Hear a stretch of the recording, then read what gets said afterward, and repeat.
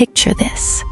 You're a young woman behind the locked doors of the Ottoman imperial harem in Constantinople. You hear sandals in the corridor. A eunuch stops outside. Your name has been called. That could mean the Sultan wants to see you. Sounds glamorous? Not. You may have entered this palace as an enslaved girl. If the Sultan favors you, you can gain money, servants, status, maybe even become the mother of a prince. But if another woman's son stands between your son and the throne, congratulations. Your bedroom has just turned into a political battlefield where princes can be strangled and mothers can lose everything. And yes, it gets worse.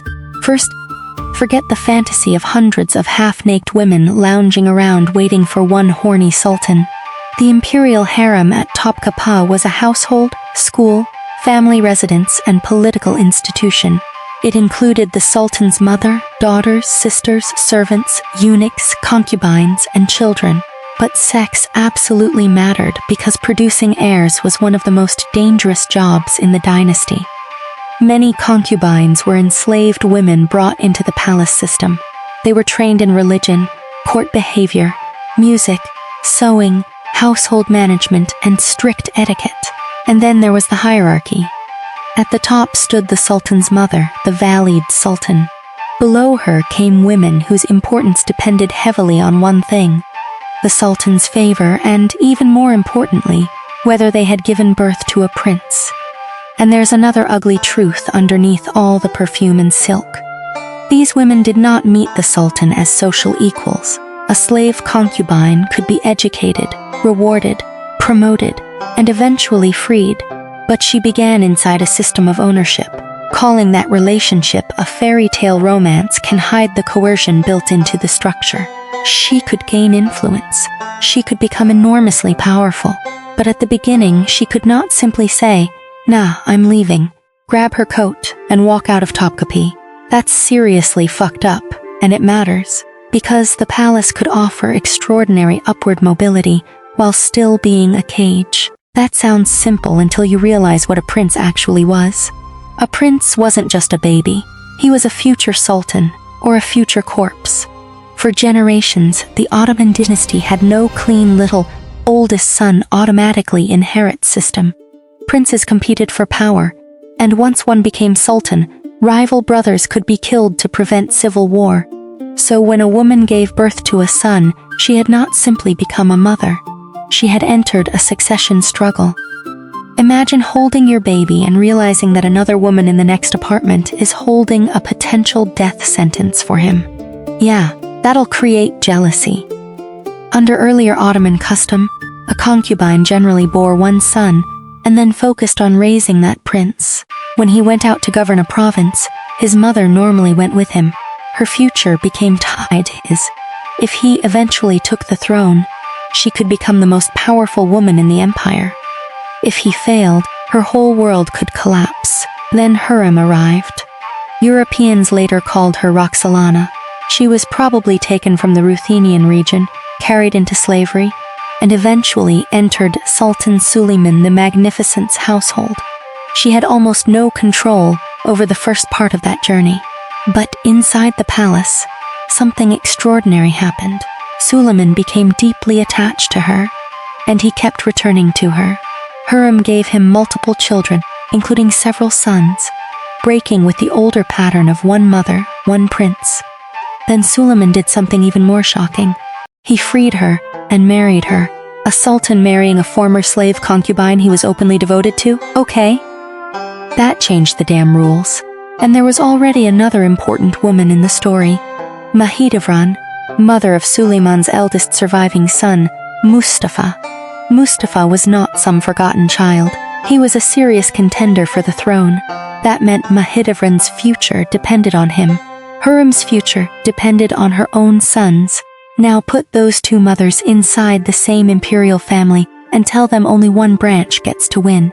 Contemporary Venetian reports describe a violent clash in which Mahidevran attacked Hurrem. The exact details may have been embellished by palace gossip, so don't imagine we have security camera footage.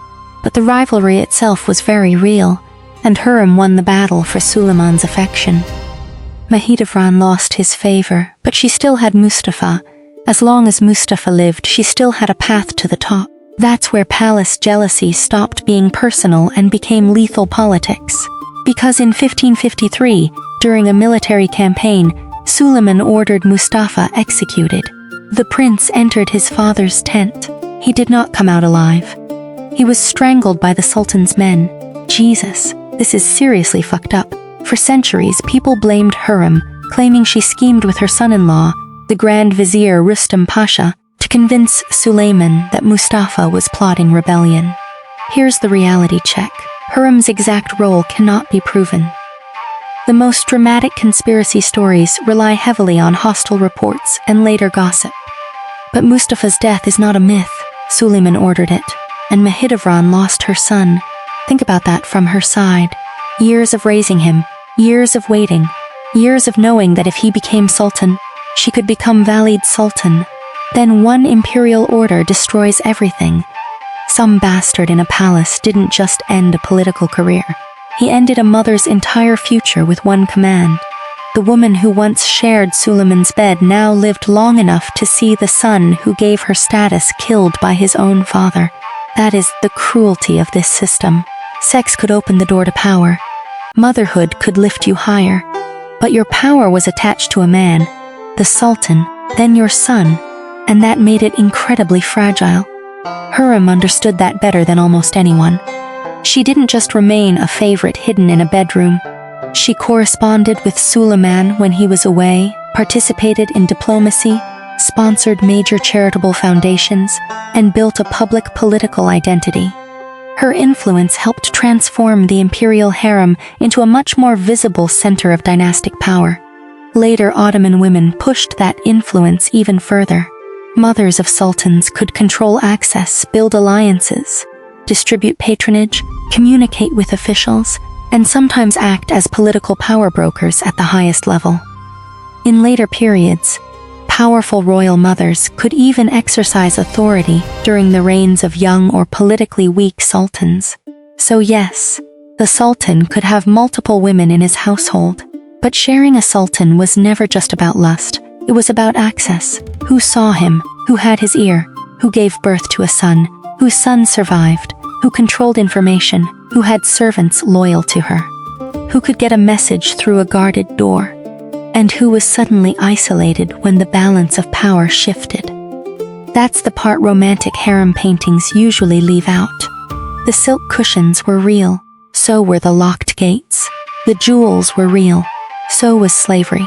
The love between Suleiman and Hurrem appears to have been real enough to shock their contemporaries. But so was the political system around them.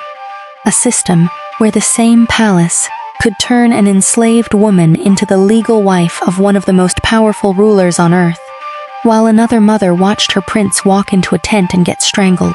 Ah, yes. Very civilized. By the time Hurrem died in 1558, she had achieved something almost unimaginable from where she started. She had gone from enslaved captive to Suleiman's wife, confidante, royal mother, patron, and political force. Mahidevran survived her rival, but she also survived Mustafa, and maybe that's the darkest image to end on. Not a room full of beautiful women fighting over a handsome sultan. One mother rising because her children lived. Another mother waiting years after the palace had taken her son. Behind those decorated doors, jealousy wasn't just about who the sultan loved tonight. It was about whose child would still be breathing tomorrow.